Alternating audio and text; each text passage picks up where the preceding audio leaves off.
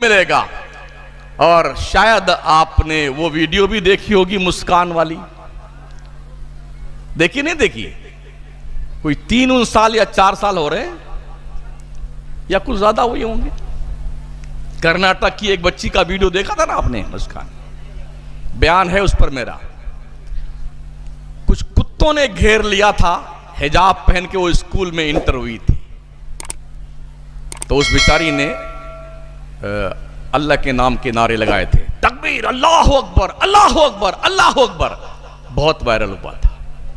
फिर बाज़ाब्ता तौर पर यह कानून पास किया गया था कर्नाटका स्टेट में, कोई भी मुस्लिम बच्ची अगर स्कूल के यूनिफॉर्म को एक्सेप्ट नहीं करती है, कानून को नहीं मानती है, तो उसे किसी कॉलेज में एंट्रेंस का एग्जाम देने नहीं दिया जाएगा, उसका दाखिला नहीं होगा, उसको पढ़ने नहीं दिया जाएगा। गेट बंद कर दिए गए। वहां के एक मिनिस्टर ने बाज़ाब्ता तौर पर यह रेजोल्यूशन पास करवाया वहां के विधानसभा में कि स्कूलों में हिजाब पहन करके आना सख्त ममनू है। अगर कोई मुस्लिम बच्ची नहीं मानती है, उसे अंदर आने की इजाजत नहीं है। अभी बेटे हार गए इलेक्शन, वो जिसने ये रेजोल्यूशन पास करवाया था ना, गए काम से गए, और उस बच्ची ने हिजाब की पाबंदी करके कर्नाटका स्टेट में टॉप किया इम्तिहान दे करके और जज की कुर्सी तक पहुंची। सुभान अल्लाह। कौन कहता है कि हिजाब जो है तरक्की के राह में रुकावट है? कौन कहता है नकाब पहन करके तरक्की नहीं की जा सकती है? अगर नकाब पहन करके अम्मा आयशा सिद्दीका जैसी मुज्तहिदा, मुहद्दिसा, आलिमा, फाजिला, जो अजिल्ले सहाबे किबार को दर्से हदीस देती हो, अगर वो इस मकाम पर हिजाब में पहुंच सकती हैं, तो आज हमारी बच्चियां, हमारी बहनें और हमारी माएं हिजाब में रह करके दीन मुस्तफा के तालीम को हासिल क्यों नहीं कर सकती हैं और तरक्की के राह पे गामजन क्यों नहीं हो सकती?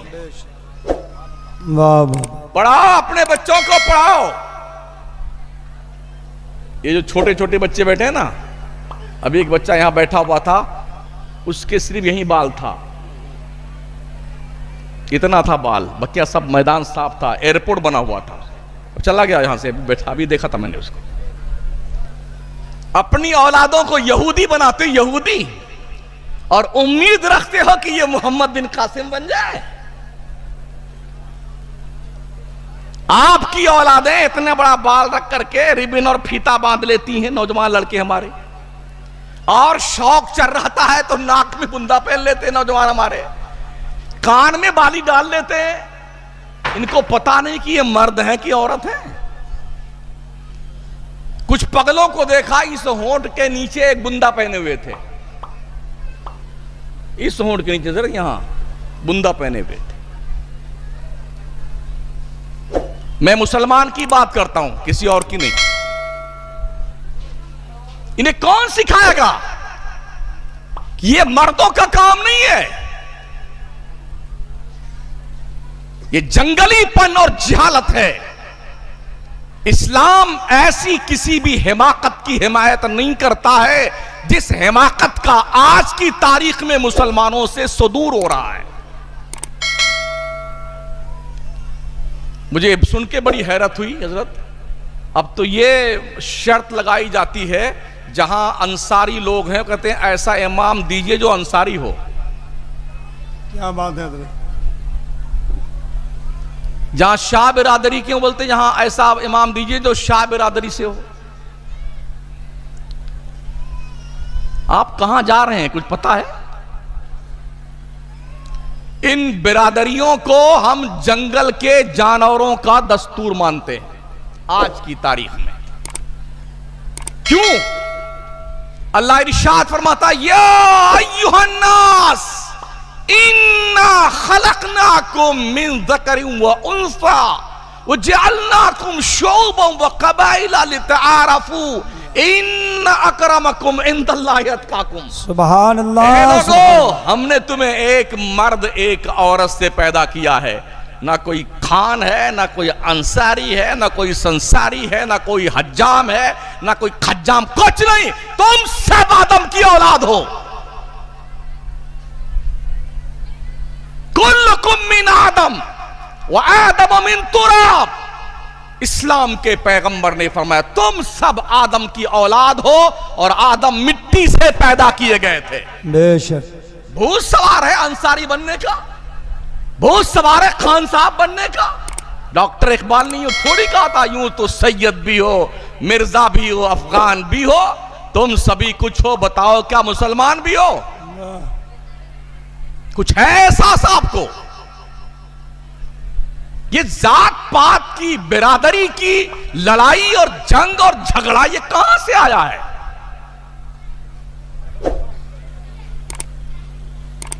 आप मुझे बता सकते हैं कि सहाबा की बिरादरी कौन थी? बहुत अफसोस हुआ यह सुनकर के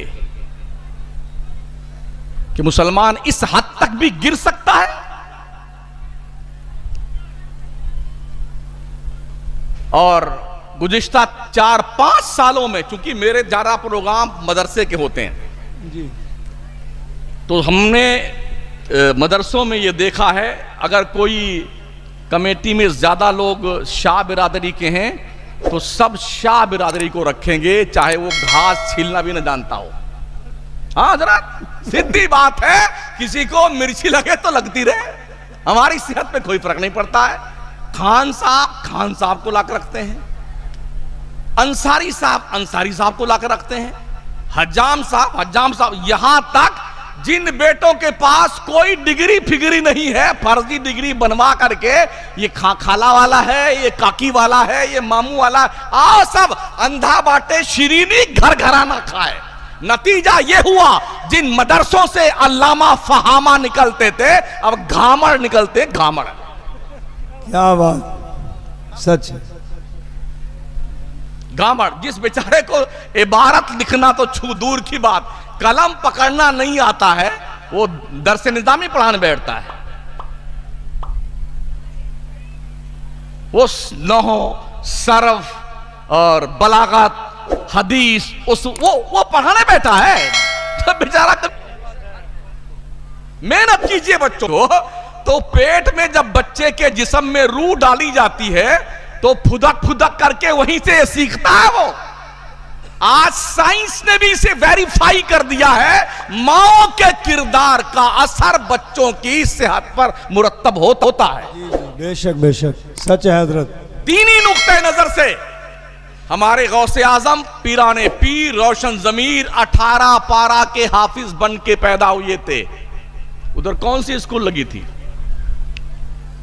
कौन सा मदरसा था वहां पे? जब जवाब सवाल पूछा गया था, बेटे कहां याद किया, तो फरमाया था मेरी मां 18 पारा की हाफिजा थी, रोजाना जब तक वो 18 पारा पढ़ नहीं लेती थी सोती नहीं थी, मैं मां के पेट में रहते हुए सुन सुन करके मैंने 18 पारे याद कर लिए। बेशक बेशक। दिल्ली में कुतुबुद्दीन बख्तियार काकी की मजार है मेहरौली शरीफ में, वो भी 14 पारे के हाफिज बन के पैदा हुए थे मां के पेट से।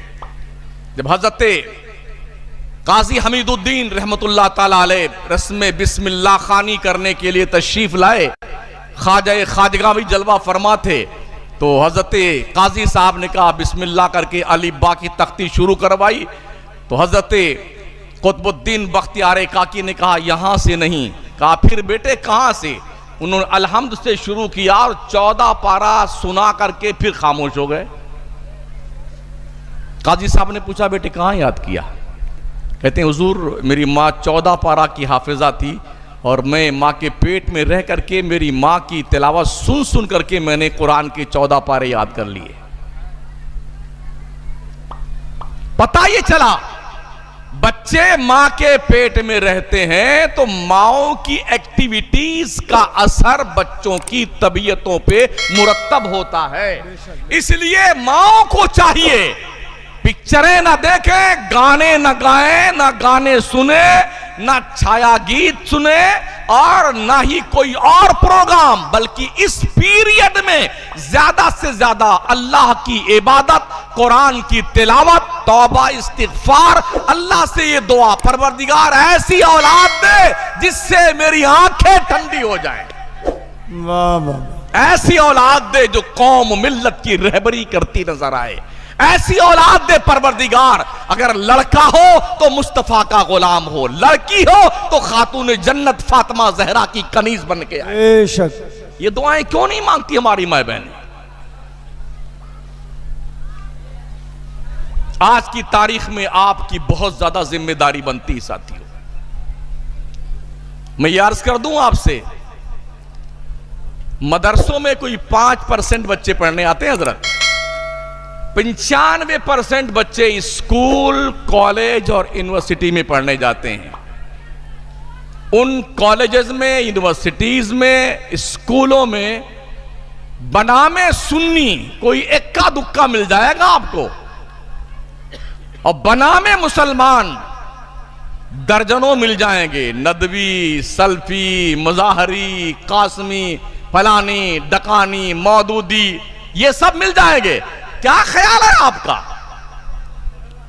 आप 5% बच्चों को मदरसे में भेज करके अपने नस्लों के ईमान के तहफ्फुज का ख्वाब देखते हैं, और 95% के बच्चों का ईमान का तहफ्फुज करने का क्या लाहेमल आपके पास है? वाह। हमसे अच्छा कोई खाना नहीं खाता दुनिया में, मतलब मुसलमान से अच्छा खाना। कभी तीतर, कभी बटेर, कभी मुर्गा, कभी बकरा, और कभी मछली, कभी अंडा, जाने क्या क्या। माशाअल्लाह, टंकी पे हाथ फेर फेर के डकारें ले ले करके। अगर आपसे अच्छा कोई खाना नहीं खाता है तो आपसे अच्छा कोई पढ़ भी नहीं सकता। पढ़ के तो देख बंदे, पढ़ के तो देख। बहुत खूब। ये तेरा भूला हुआ चैप्टर है, उस सबक को याद कर। पता है तुम्हें, करतबा का वो मदरसा जो मस्जिद करतबा में चलता था, वहीं से दुनिया ने इल्म हासिल किया था। यूरोप का अंग्रेज भीख मांगता था इल्म की मदरसे में आकर के, तब कोई जाकर के अपने मुल्क में इंजीनियर, डॉक्टर बन के जाता था मदरसे से पढ़ करके। दुनिया ने देखा कि मुसलमानों के इल्म जो है मदरसों से आते हैं, तो फिर स्पेन की सरजमीन पर ऐसा अटैक किया गया, मदरसा भी तबाह कर दिया गया। पूरे स्पेन में कोई मस्जिद आज की तारीख में ओपन नहीं है नमाज पढ़ने के लिए। पूरे स्पेन में एक भी मदरसा नहीं रह गया है। जहां से जालिमों ने इल्म सीखा, उसी मुल्क और उसी मदरसे को तबाह कर दिया। कोई मुसलमान वहां पर नमाज नहीं पढ़ सकता है। कल भी लोगों की बड़ी पैनी नजर थी मदरसों पर, आज भी बड़ी गहरी नजर है मुसलमानों के मदरसों पर। हालांकि बड़ी कशमकश की जिंदगी में जी करके मदरसे चलते हैं हमारे। कितनी मुश्किल से लोग चंदा देते हैं, ये चंदा वसूल करने ही वाला जानता है जी। 5-5 मरतबा, 6-6 मरतबा किसी भी शहर में आदमी जाएगा, और 5 दिन जाने के बाद फिर वो 100-150 रुपए की रसीद कटवाता मरदूद। हाँ हजरत, यानी कम से कम 300 रुपया तो उसका किराए पे खर्च हो गया उस बेगैरत के यहां जाने में, और 3 दिन के बाद चंदा देता तो सब। ये हालात है हमारी कौम के। और कहीं ये ऐलान कर दिया जाए वो फला जगह उर्स है और तिबल कव्वाली है, 2 मर्द हैं और 1 औरत है, 2 मर्दाना 1 जनाना, बड़ा मजा आएगा। अरे तो फिर कितना लिखवाएंगे आप? जो जी में आए लिख लीजिए। हाँ लिख लीजिए हजरत। सेठ साहब 10,000 लिखिए। वो पगला 10,000 रसीद कटवाता है, और फिर आएगा तो सामने कुर्सी पे ऐसे फैल के बैठता है। नई नई गड्डी लेके आता है बैंक से, 20-20 वाली, 100-100 वाली। तो उन सबको नाम भी याद होता कौन ज्यादा सठियाए हुआ सेठ है। उनका एक बार नाम लेती है ना वो बेगैरत औरत और बेहया मर्द, तो वो ऐसे चर्राता है उसका ये टंकी का हिस्सा, कूद करके गड्डी निकालता है। तो वो अरे हमारे सेठ साहब, तो लगता है इस मरदूद को जन्नत का टिकट मिल गया है। इतना खुश होता है, अल्लाह, इतना खुश होता है। लोगों सुधर जाओ वरना दुनिया तुम्हें सुधार देगी। जितना मजमा यहां बैठा हुआ है ना, इससे कुछ कम ही होगा जो बाहर घूम रहा होगा, हलवा पूड़ी कबाब टिक्का ये सब खा पी रहा है, अंडा पराठा सब लूट के खा रहे हैं सब। ये सब कुदरत, कोई झूला झूल रहा है, कोई उस पे कूदने वाले झूले पे कूद रहा है, ये सारा कारोबार चल रहा है। ये भी आपके जलसों का सत्यानाश करने की एक नापाक प्लानिंग है। जी सच है।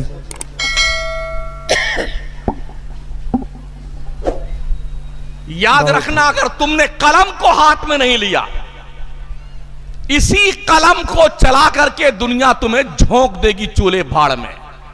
इसलिए पढ़िए, हमारे नॉर्थ इंडिया और ईस्ट इंडिया के मुसलमानों को साउथ इंडिया के मुसलमानों से बहुत कुछ सीखने की जरूरत है।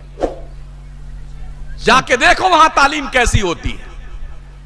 बड़े अदब से अपनी बिरादरी से अर्ज है, और कमेटी वालों से भी, मदरसों का यूनिफॉर्म होना चाहिए बच्चों का। मुदर्रिस हर क्लास में जाकर के बच्चों को पढ़ाए और घंटी लाए। ऐसा नहीं कि ये मुस्नद दिले लगा लिया है, टेबल लगा लिया है, पढ़ खबीस पढ़, बंद कर दीजिए ये खुराफात हैं, वरना कुछ नहीं बचेगा बचाने के लिए। काल करे सो आज कर, आज करे सो अब। अभी से बेदार हो जाएं, और जो बच्चे आपको अमानत के तौर पे मदरसे में दिए गए हैं, इस अमानत में खयानत मत कीजिए। अपना इल्म इनके सीनों में ट्रांसफर कर दो, ताकि अल्लाह के दरबार के मुजरिम न गर्दाने जाओ। क्या बात, बहुत खूब। पढ़ाइए बच्चों को।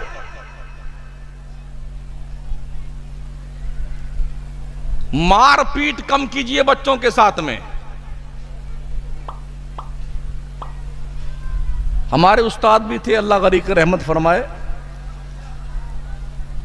हजरत को मारने बड़ा मजा आता था। एक मर्तबा फजर में जगा देते, अब फट से निकल जाते मस्जिद, सलाम फेर के झट से आते दौड़ करके, कमरा कमरा चेक कर दे, जो मिल जाता ना कूद कूद के मारते। और मान लीजिए किसी दिन कोई नहीं मिला, खबीस कोई शिकार नहीं मिला, आज कोई खबीस शिकार नहीं मिला मारने के लिए। एक शौक, हम पीटे गए हैं ना, तो हम सोचते हैं कि हम भी पीटेंगे अपने लड़कों को जो पढ़ने वाले हैं, कसर निकालेंगे हम इनकी। बच्चे अगर मदरसे को बैतुल ज़र्ब समझ लेंगे, इनका बाप नहीं पड़ेगा। सही है, बेशक। एक उस्ताद को अपने बच्चों से क्लोज होने की जरूरत है, जिस तरह से एक बाप अपने बच्चों से क्लोज होता है। बेशक। हम देखते हैं आज भी हमारे यहां सलाम के जब घंटी लगती है ना, तो बच्चे लाइन लगाते हैं, एक दो मुदर्रिस डंडा लेके घूमते रहते हैं गेट के आसपास कि अब कौन आता है बेटा, अब देखता हूं कौन आता है। अब कोई बच्चा देर में आया, घंटी मतलब सलाम खत्म होने को है या सलाम शुरू हो गया, जैसे गेट में मरबूद इधर खड़ा हो जाए इधर। बेचारा, हमने देखा है उन बेचारों ने पेशाब कर मारे हैं कितनों ने, डंडा का जोर शोर दे करके और हजरत का रुखे जेबा का शोले जवाला दे करके चुपचाप खड़े खड़े पेशाब कर मारता है वो। सलाम खत्म हुआ, अब आओ इधर, ले पिटाई दे पिटाई, ले पिटाई दे पिटाई। ये कोई चोर तो है नहीं। आप सर्च कर सकते हैं मोबाइल को, कितने मौलाना मिलेंगे ऐसे पकड़ लिए हाथ, दो दो तीन तीन साल के बच्चे को, और 50-50 डंडे मारे हैं। सर्च कर सकते, देख सकते हैं। जी जी। यही जी करता अगर ये खबीस कहीं मिल जाए तो इनको मार मार के शक्ल बिगाड़ दूं, कम बख्तों की। बच्चों की कैपेसिटी भी नहीं देखता बेगैरत, इतनी मार मारता है बच्चों को। पता है, आज की तारीख में नहीं, पिछले कई दहाई से जो इंग्लिश मीडियम स्कूल चलते हैं, जो कॉन्वेंट के स्कूल चलते हैं ना, वहां बाज़ाब्ता तौर पर खूबसूरत खूबसूरत लड़कियां रखी जाती हैं बच्चों का वेलकम करने के लिए। हमारे यहां तो ऐलान होता है, जी अपने बच्चों का एडमिशन कराइए, दाखिला दिलाइए बच्चों को दाखिला दिलाइए भाई साहब, तारीख और बढ़ा दी गई है दाखिले की। उनके यहां कोई एडमिशन का ऐलान नहीं होता है, वहां यह बोर्ड लगता है कि अब हमारा कोटा पूरा हो गया है, कहीं और एडमिशन करवाइए। क्यों होता है ऐसा? वो लड़कियां, वो औरतें खूबसूरत ड्रेस पहन करके, प्लेट में चॉकलेट रख करके, लॉलीपॉप रख करके उन छोटे छोटे बच्चों का वेलकम करती हैं मुस्कुराते हुए। अब बच्चा 3 साल का, 4 साल का जो स्कूल में आया है, घर के आजादी के माहौल से निकल के आया है, तो उसे घर के माहौल, स्कूल के माहौल में यकसानियत दिखती है, तो उसे अटपटा नहीं लगता स्कूल में। हमारे यहां जब बच्चा किसी को पिटता देखता है ना, तो दूसरे दिन, हाँ नहीं हम नहीं पढ़ने नहीं जाएंगे, अम्मी हम पढ़ने नहीं जाएंगे। ये है कि नहीं है? जी जी। एक सबसे बड़ी कमी हमारे यहां क्या है? इधर पढ़ के निकले ना हजरत कारी साहब, इधर पढ़ के निकले, इधर मुस्लिम दिले बैठ गए पढ़ाने के लिए। कम से कम 2 साल का इनका ट्रेनिंग पीरियड होना चाहिए मौलाना साहब, हाफिज साहब का, ताकि ये आफत बन करके बच्चों पे ना टूटे। 2 साल इन्हें ट्रेनिंग दी जाए मौलाना हाफिज लोगों को कि कैसे पढ़ाया जाए। जैसे बीए करने के बाद 2 साल बीएड का कोर्स होता है, एमए करने के बाद 2 साल एमएड का कोर्स होता है, कैसे नॉलेज दी जाए बच्चे को।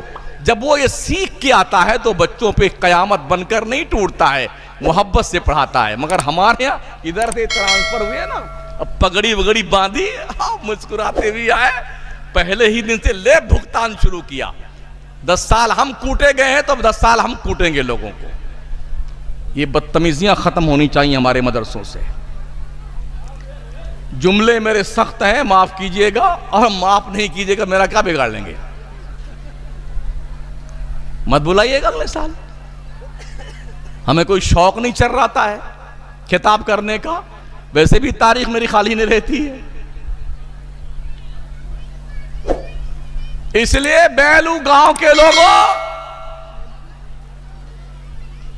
भटहट के आसपास से आए हुए लोगों, अपनी अपनी जिम्मेदारी महसूस करो। कुल्लुकुम रायु व कुल्लुकुम मस्ऊलुन अन रअयतिही। मेरे मुस्तफा अलैहिस्सलाम फरमाते, तुम में का हर शख्स चरवाहा है, उसकी रेवड़ के बारे में उससे पूछा जाएगा अल्लाह क्या तुमने तुम्हारी फैमिली की तरबियत कैसी की थी, जवाब दो।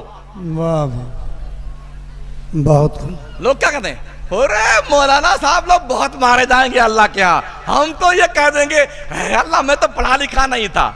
तुमको डबल कूटा जाएगा। हाँ, इस चक्कर में हो कि मौलाना कूटे जाएंगे, हम बच जाएंगे। अच्छा, ये मसल भी मशहूर हम सुने हैं, सबसे पहले मौलाना जहन्नम में जाएंगे। तो ये नहीं सुना है कि सबसे पहले मौलाना ही जन्नत में जाएंगे। बेशक। ये भी सुन लो।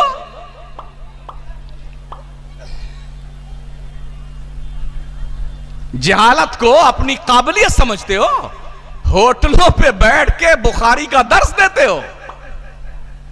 आता जाता कुछ नहीं है, मगर इनसे बड़ा कोई एक्सपीरियंस नहीं रखता है, ना पढ़ाने का, ना लिखाने का, ना सियासत का, कुछ नहीं।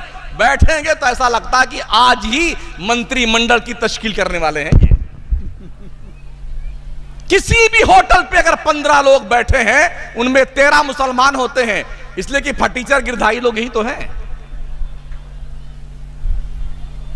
चाय पिएंगे, पान पूरी खाते रहेंगे, और जितने अखबार हैं उससे चाटते रहेंगे, चश्मा सरका करके ऐसे नाक पे लाएंगे। 1 घंटा जब हो जाएगा, मतन, हाशिया, बैन सुतूर सब पढ़ लेंगे।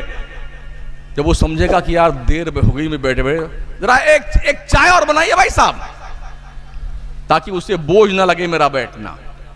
फिर चुस्की लेके पीता रहेगा, पढ़ता रहेगा। जरा एक समोसा दीजिएगा भाई साहब। जब तीनों अखबार चाट लेगा तो अब देखिए इनका ज्ञान देखिए। बेटे बैठे हैं बटाट के चाय की ढाबली पर और ज्ञान छांटते हैं वाशिंगटन वालों को। जी उसको ऐसा नहीं करना चाहिए था। महोदय जी आपकी कोई नहीं सुनता है। आपकी जिम्मेदारी थी अपने फैमिली में अपने बच्चों की रखवाली और निगरानी करने की, अपनी फैमिली पर रहमो करम करने की, रिस्के हलाल कमा कर हलाल रोजी खिलाने की, परवरिश करने की जिम्मेदारी थी। इससे भाग करके तुमने ज्ञान छांटना शुरू कर दिया है।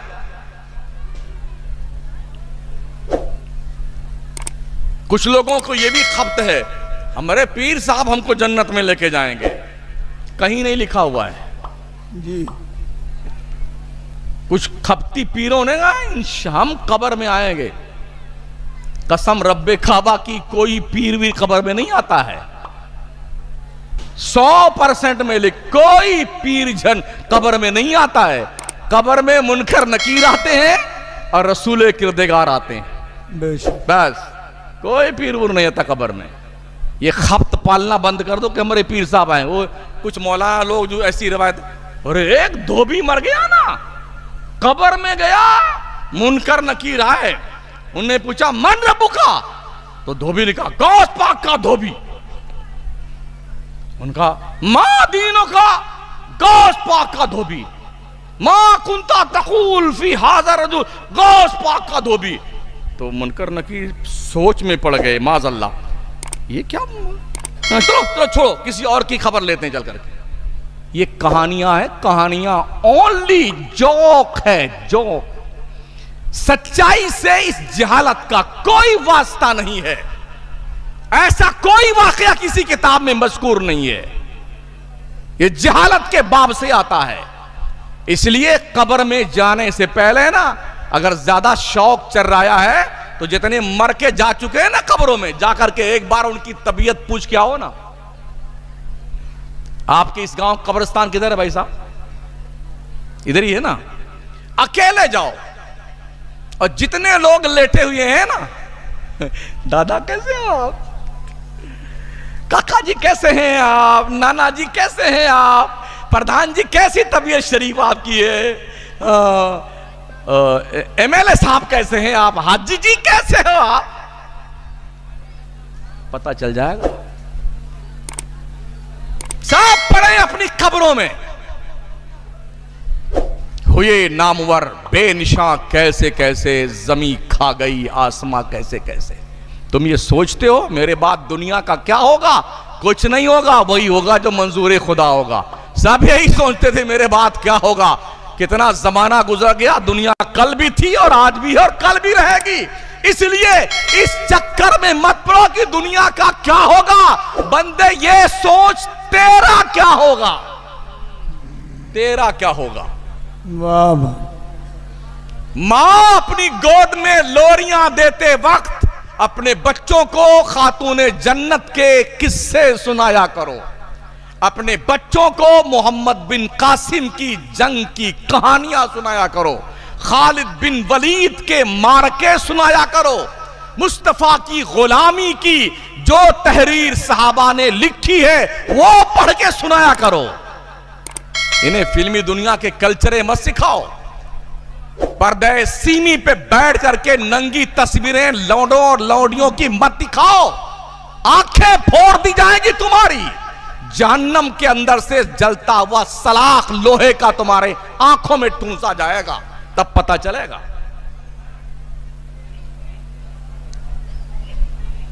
माओ बहनों के हाथ में इतने पंखे हैं और आप भी अपने हाथ में जिसके रुमाल है वो रुमाल ही हिलाया जा रहा है, ठीक है ना। कितना टेम्परेचर है यहां का? 47 होगा जी। हमारे राजस्थान में 55 टेम्परेचर है। कितना है? 55।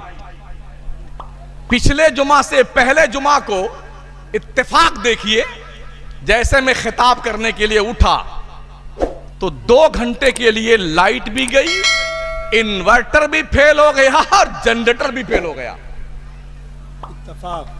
इत्तेफाक। ये हादसा 3 मस्जिदों में हुआ एक ही जुमा को। मैंने बगैर मैक के 1 घंटा तकरीर की और पूछा कौम से कैसा लगता है आज, क्या बात। कैसा लगता है? अगर मेरा परवरदिगार ये टेम्परेचर और बढ़ा दे फिर तुम्हारा हाल क्या होगा? हर शख्स को आज की तारीख में ठंडे पानी की जरूरत है, तब जाके गला तर होता है, थोड़ी देर के लिए राहत मिलती है। खौलता हुआ पानी पीने को मिले तो फिर आपका हाल क्या होगा? फिलिस्तीन के जो हालात हैं, अगर तुम्हारे हालात ऐसे हो जाए तुम्हारा हाल क्या होगा? अब तक 50,000 मुसलमान मार डाले गए हैं, बच्चे, बूढ़े, जवान।